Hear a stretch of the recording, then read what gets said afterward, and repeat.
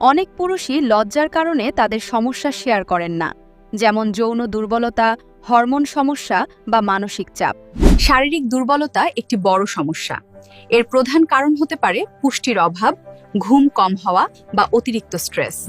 প্রতিদিন পুষ্টিকর খাবার, পর্যাপ্ত ঘুম এবং হালকা ব্যায়াম সাথে কিছু সাপ্লিমেন্ট মেডিসিন এই সমস্যার সমাধান করতে পারে।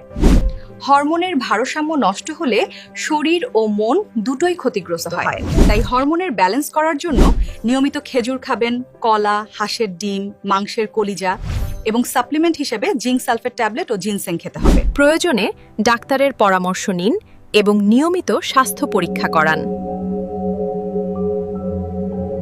মনে রাখবেন, মানসিক চাপও একটি বড় সমস্যা, যা শারীরিক স্বাস্থ্যের উপর বিরূপ প্রভাব ফেলে। তাই হাসি খুশি থাকুন।